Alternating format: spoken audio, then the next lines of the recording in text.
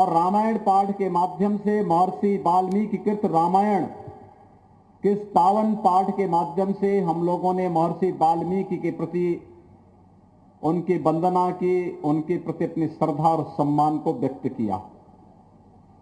लेकिन आप तो सौभाग्यशाली हैं कि जहां पर दुनिया के सर्वश्रेष्ठ महाकाव्य रामायण की रचना होती है, उस धरती पर जन्म लेने का सौभाग्य आप सबको प्राप्त हुआ है।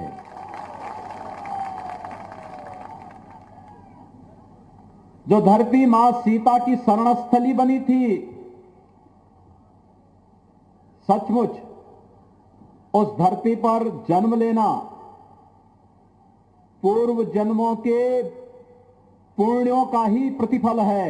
और आप सब उस पुण्यों को अर्जित कर रहे हैं कि मां सीता की शरणस्थली के रूप में, महर्षि वाल्मीकि के आश्रम के रूप में विख्यात त्रिवेणी की इस धरती पर जन्म लेने का सौभाग्य आप सबको प्राप्त हुआ है। इसलिए मैं आप सबका हृदय से अभिनंदन करता हूं, स्वागत करता हूं। भाइयों बहनों, ये त्रिवेणी की भूमि भी है।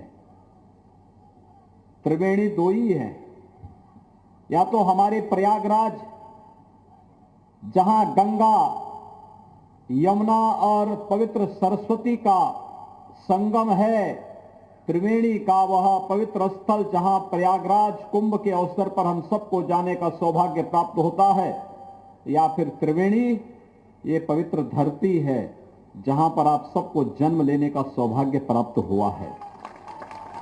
बहुत पवित्र धरती है। लोग यहां के बहुत सज्जन हैं, सीधे साधे लोग हैं, अपनी कर्मठता के साथ, अपनी ईमानदारी के साथ अपना जीवन यापन करते हैं। और भाइयों बहनों, वास्तव में मनुष्य जीवन में अपने आध्यात्मिक और धार्मिक परंपराओं का निर्वहन करते हुए अगर हम लोग अपनी दिनचर्या को आगे बढ़ाते हैं तो यही हमारे लिए जीवन का सौभाग्य होता है। और इस पवित्र धरती पर जन्म लेकर के आप लोग अपने न केवल कर्मठता के साथ, अपनी मेहनत और अपने परिश्रम के साथ इस क्षेत्र के विकास को आगे बढ़ाने का कार्य कर रहे हैं। साथ साथ महर्षि वाल्मीकि और माता सीता की पावन धरा को भी देश और दुनिया के सामने एक नई ऊंचाइयों तक पहुंचाने का कार्य कर रहे हैं। ये सचमुच बहुत सराहनीय प्रयास है। यह वर्ष हमारे लिए कई मायनों में महत्वपूर्ण रहा है। एक, पूरी दुनिया त्रस्त है कोरोना वायरस से। ये कोरोना वायरस संक्रमण इसमें ज्यादा है और इसलिए बचाव जितना हो सके हमें बचाव करना चाहिए। बचाव, प्रधानमंत्री जी ने एक ही बात कही है, जब तक दवा या वैक्सीन नहीं आ जाती है तब तक बचाव ही सर्वोत्तम उपाय है। और इसके लिए 2 गज की दूरी और मास्क है जरूरी। याद रखना, थोड़ी सी लापरवाही दिक्कत पैदा कर सकती है। बीमारी से, आग से और नदी से जितना व्यक्ति बचाव कर सके, बाढ़ आती है तो हम उसमें अचानक घुस नहीं जाते हैं, बचाव करते हैं। कहीं आग लगती है हम उसमें अचानक घुस नहीं जाते हैं, उससे बचाव करते हैं। ऐसे ही बीमारी के मामले में भी देखा जाना चाहिए। हर स्तर पर बचाव का प्रयास होना चाहिए और ये प्रयास स्वयं के स्तर पर, स्वयं के परिवार के स्तर पर, स्वयं के गांव के स्तर पर और फिर समुदाय के स्तर पर भी हमारा प्रयास जब आगे बढ़ेगा तब कोरोना के खिलाफ भारत की लड़ाई को हम जीतेंगे और कोरोना परास्त होगा, भारत विजयी होगा और जन जन के जीवन में खुशहाली लाने का कार्य भारत करेगा। प्रधानमंत्री मोदी जी का आत्मनिर्भर भारत का ये पैकेज इसी अभियान का हिस्सा है। कोरोना कालखंड में आपने देखा होगा सेवा की क्या बेमिसाल उदाहरण प्रस्तुत किया है भारत के जन जन ने, भारत के जनप्रतिनिधियों ने, भारत के हर एक संगठन ने और कोरोना वॉरियर्स ने।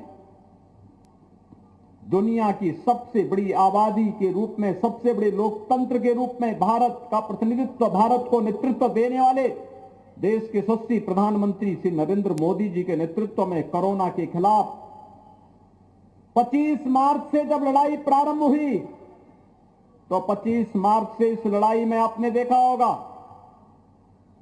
कि जब दुनिया सोच भी नहीं पा रही थी कि हमें क्या करना है, देश को बचाने के लिए प्रधानमंत्री जी ने लॉकडाउन की घोषणा की। और लॉकडाउन की घोषणा होते ही जब गरीबों के, कामगारों के, मजदूरों के सामने रोजी रोटी का संकट सामने खड़ा आया, प्रधानमंत्री मोदी जी ने 1,76,000 करोड़ रुपए के एक विशाल गरीब कल्याण पैकेज की घोषणा करके हर गरीब के लिए मुफ्त में राशन की घोषणा कर दी। हर गरीब को निःशुल्क रसोई गैस के सिलेंडर उपलब्ध करवाने प्रारंभ कर दिए। जनधन अकाउंट में जिन गरीबों के बैंक में खाते खोले गए थे, उनके खाते में 500 रुपए देने की व्यवस्था कर दी गई और किसानों के खातों में 2,000 रुपए देने की व्यवस्था कर दी गई। वृद्धावस्था पेंशन, दिव्यांगजन पेंशन और विधवा पेंशन प्राप्त करने वाले लोगों को 1,000 रुपए अतिरिक्त राशि और अग्रिम पेंशन की राशि उनके अकाउंट में दी जाने लग गई। ये प्रक्रिया निरंतर चली रही थी। बड़ी मात्रा में उत्तर प्रदेश, बिहार, झारखंड, बंगाल और आसपास के देश प्रदेशों के लोगों को मुंबई छोड़ना पड़ा, महाराष्ट्र छोड़ना पड़ा, पंजाब छोड़ना पड़ा, दिल्ली छोड़ना पड़ा। देश के अलग अलग राज्यों से उन्होंने प्लान करना प्रारंभ किया, तो उनके लिए आत्मनिर्भर पैकेज की घोषणा भी की गई। 10 करोड़ गरीबों को एक एक शौचालय उपलब्ध करवा दिया गया।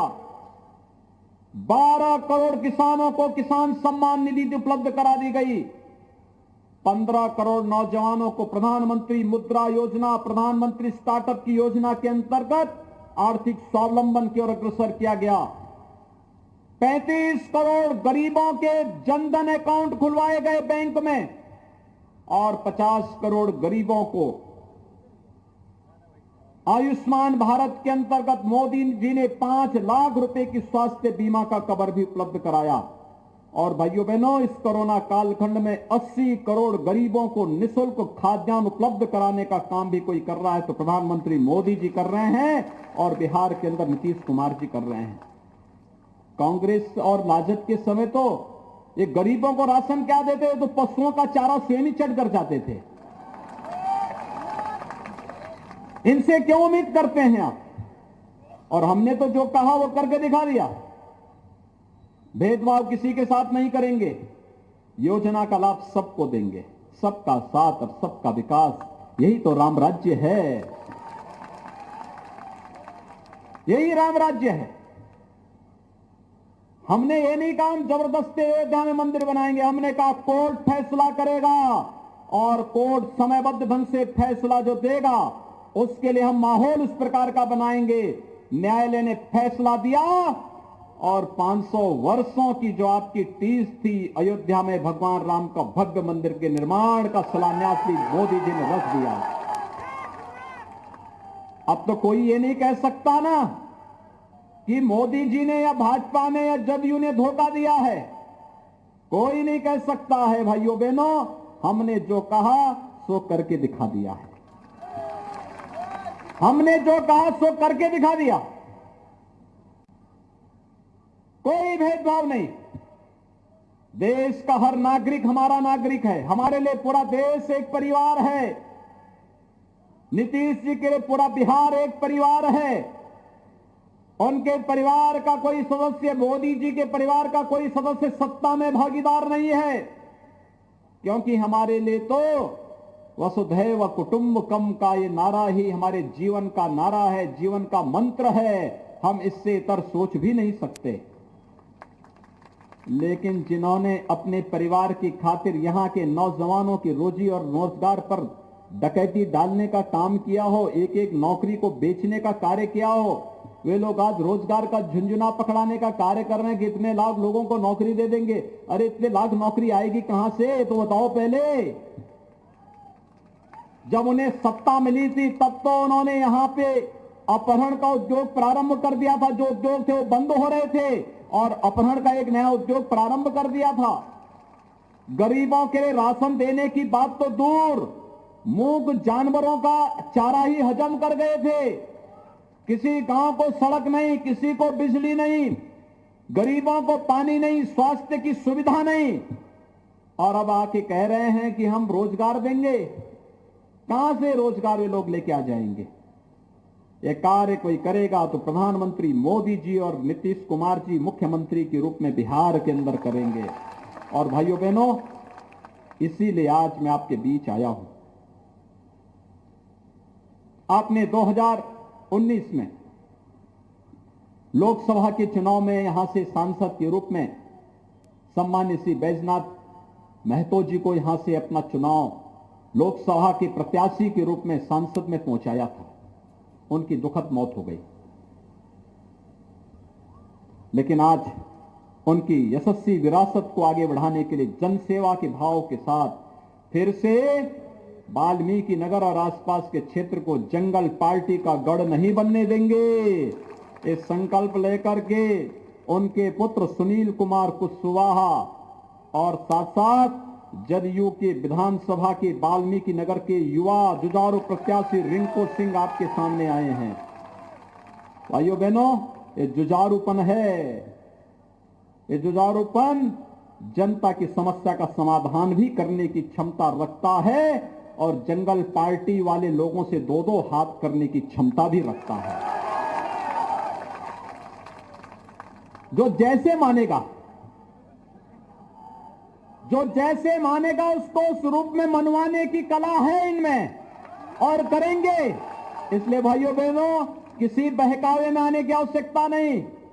ये दोनों प्रत्याशी, और मैं आपसे अपील करूंगा कि इस जनपद में जितने भी भाजपा, जदयू, बीआईपी या फिर अन्य जो भी हमारे सहयोगी दल हैं, उनके जो भी प्रत्याशी हैं, उन सभी प्रत्याशियों को विजयी बनाने की अपील करने के लिए ही मैं आज विशेष रूप से आया हूं। मैं उत्तर प्रदेश से आया हूं, भगवान राम की भूमि से आया हूं, माता सीता की शरण स्थली में आया हूं, और आपसे यही अपील करने के लिए आया हूं। अच्छे लोगों को चुनेंगे, यूपी के साथ बिहार के साथ, यूपी और बिहार मिलकर के विकास करेंगे और भारत दुनिया की एक महाताकत के रूप में आगे बढ़ेगा। यही तो हमें चाहिए।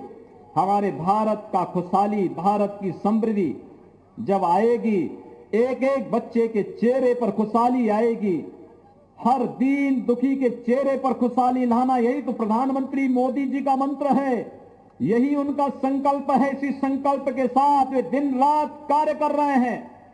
आपने देखा होगा, पहली बार गरीब को शासन की योजनाओं का लाभ मिल रहा है, क्योंकि मोदी जी का संकल्प है। नहीं तो गरीबों के हिस्से में डकैती डालने का कार्य यही कांग्रेस करती थी। आखिर स्वर्गीय राजीव गांधी जी ने यही तो कहा था कि 100 रुपया भेजता हूं और 10 ही रुपया पहुंचता गरीब तक। ये 90 रुपया कौन हजम कर जाता था? कौन हजम करता था? यही कांग्रेसी हजम करते थे, कोई दूसरा थोड़े हजम करता था। गरीब तक तो कुछ पहुंचता ही नहीं था। और प्रधानमंत्री मोदी जी के समय परिवर्तन क्या आया? उन्होंने कहा कि कुछ नहीं भाई, ये बीच के दलाल समाप्त, हम गरीब का खाता खोलेंगे और गरीब के खाते में दिल्ली से या पटना से सीधे पैसा डालेंगे, बीच के दलाल कहीं रहेंगे ही नहीं, तो गरीब को योजना का लाभ मिलेगा।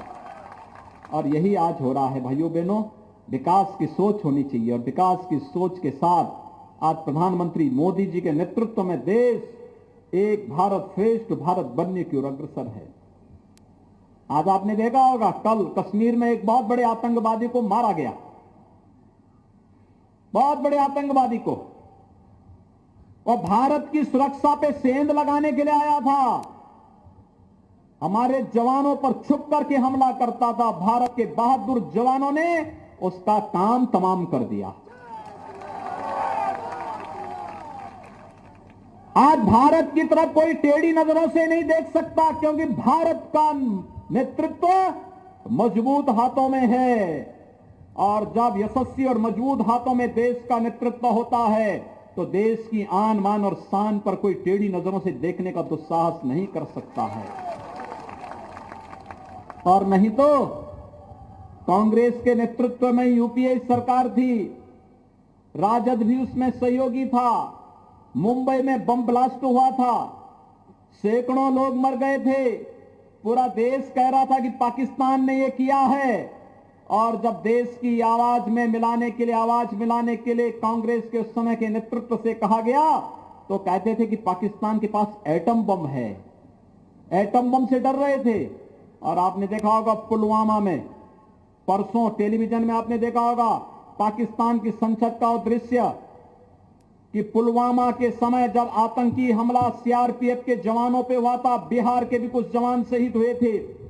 और तब भारत के बहादुर जवानों ने पाकिस्तान के अंदर घुस करके आतंकी कैंपों को नष्ट किया था। और उस समय भारत का एक विंग कमांडर पाकिस्तान के अंदर हमला करते हुए जब उनका एयरक्राफ्ट नीचे गिरा तो पाकिस्तान के अंदर उनको बंधक बनाया गया। आपने देखा होगा विंग कमांडर अभिनंदन को पाकिस्तान को 24 घंटे के अंदर उन्हें सकुशल भारत को सुपुर्द करना पड़ा था।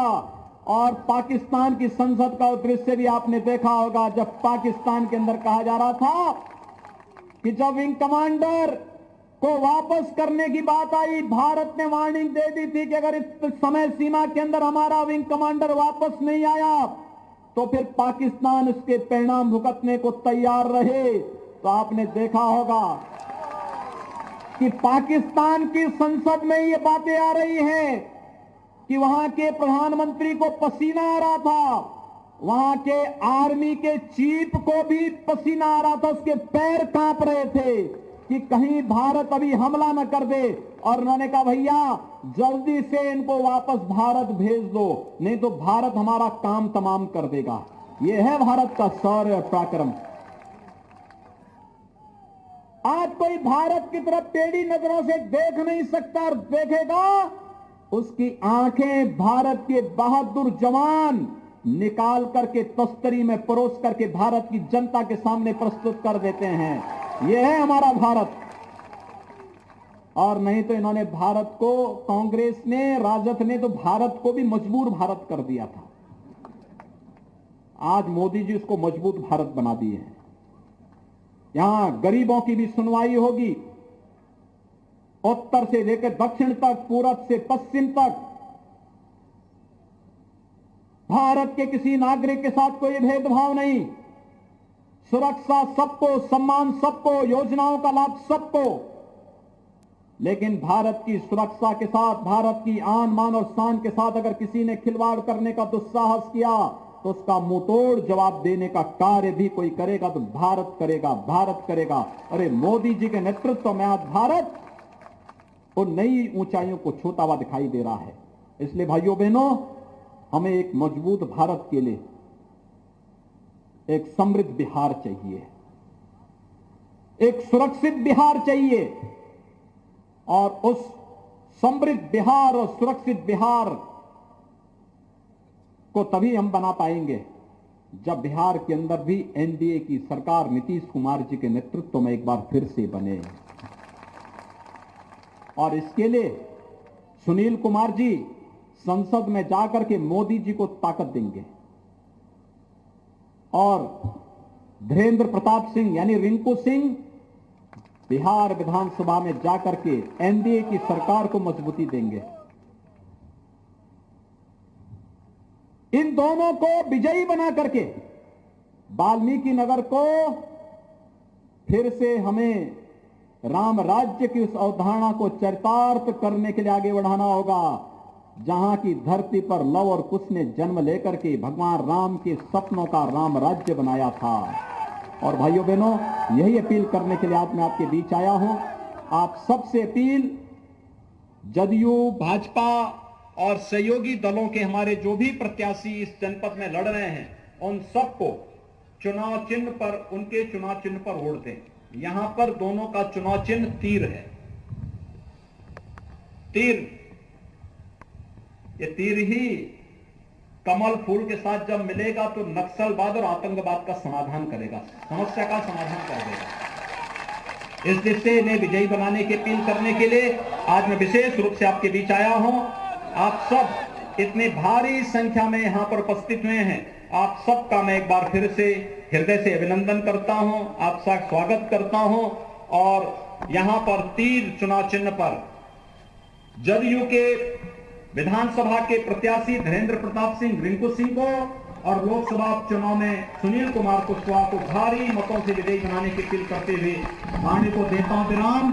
जय जय श्री राम, जय जय श्री राम, जय जय श्री राम।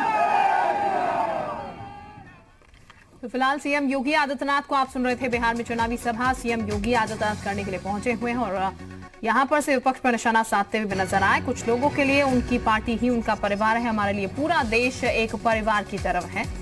और कुछ लोगों के लिए जैसा कि उन्होंने कहा कि पार्टी ही उनका परिवार है, लेकिन यहां पर अपने प्रत्याशी के लिए वोट की अपील करते हुए सीएम योगी आदित्यनाथ जो लोग यहां पर पहुंचे हुए थे।